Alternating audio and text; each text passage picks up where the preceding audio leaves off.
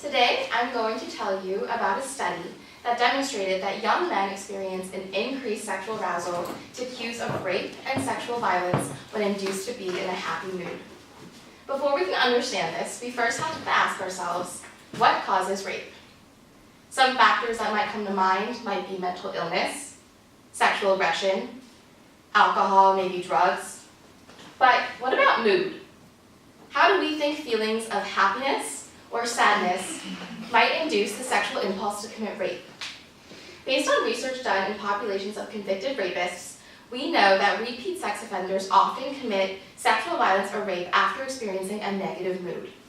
But does that relationship hold for populations of college men or your average Joe who might not have a history of sexual violence? That's what one researcher, Martin Lalumiere, wanted to discover.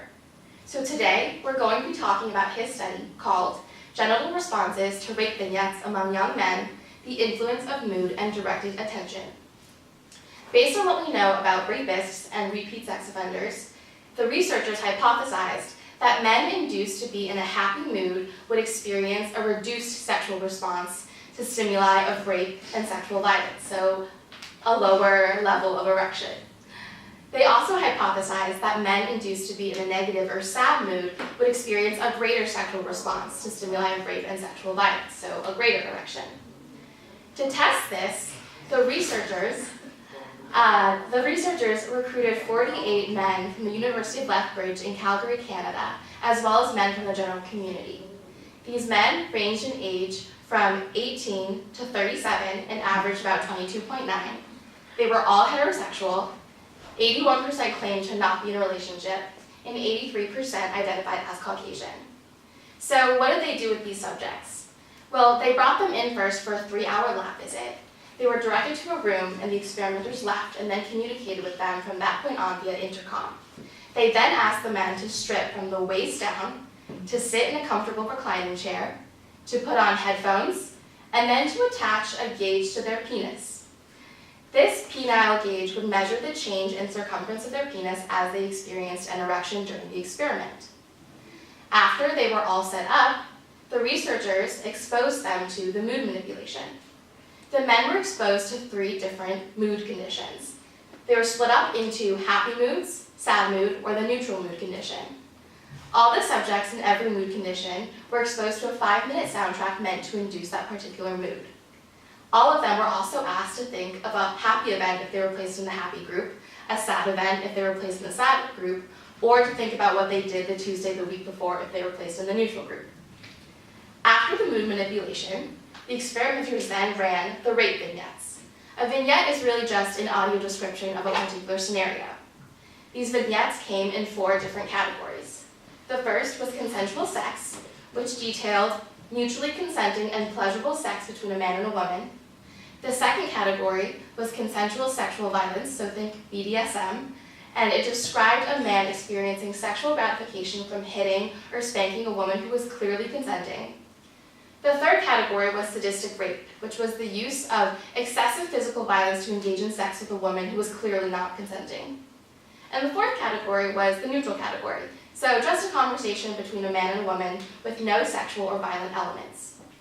All the subjects listened to 1 vignette from the neutral category and 2 vignettes from the 3 non-neutral categories. Each vignette lasted 120 seconds, and the researchers used the penile gauge to record their change in penile circumference at the start of every vignette, and they ended 30 seconds after the end of each vignette. So then, they collected all of the data, and what do we think they found? Before we can dive into the results, let me first explain how to read this graph. On the y-axis is the erectile response, which is measured as the percent of full erection. So if you're at a 1, it means it's a completely full erection. If you're at a 0, it means it was a completely flaccid penis and there was no erection at all.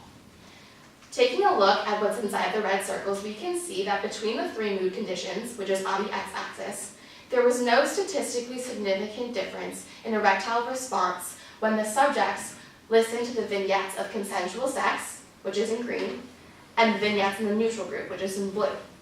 So what this means is whether you were happy, neutral, or sad, you still experienced a pretty large erection in response to the vignettes in the consensual sex category at about 80% for all 3 groups. Similarly, if you were happy, neutral, or sad, you most likely didn't experience any erection at all or close to none when you listened to conversations in the neutral category, which would make sense. What's really interesting is what happens when we look at erectile response in the categories of sadistic rape and consensual sexual violence. So looking at sadistic rape, we can see that for men in the happy condition, they experienced about 3 times of a greater erectile response to vignettes of sadistic violence, rape, relative to the men in the neutral category. Similarly, if you were induced to be in a negative mood, you experienced about 200% of a greater erectile response relative to the neutral men. Similar but also less dramatic is what happens to the erectile response when we look at consensual sexual violence. So we can see that men who were induced to be in a happy or positive mood experienced over 50% of a greater erectile response compared to the neutral men. Additionally, men in the sad category experienced about 25% of a greater erectile response relative to the neutral category. So what does that mean?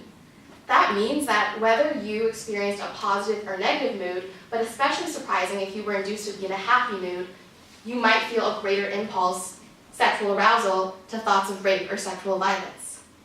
What are explanations for this phenomenon? Well, there are 2 that I'll talk about today, and one is more psychophysiological, which is what we talked about in the textbook, and it's the concept of misattribution of arousal.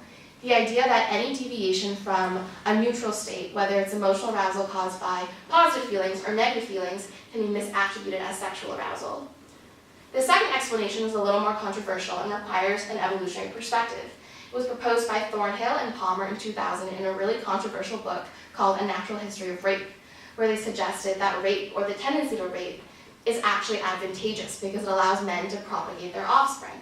They also argued that the tendency to rape might be a byproduct of sexually advantageous traits such as sexual aggression or a strong sexual desire. So whether you choose to believe these 2 explanations, a combination of both or none at all, why does this matter to us and why is it important?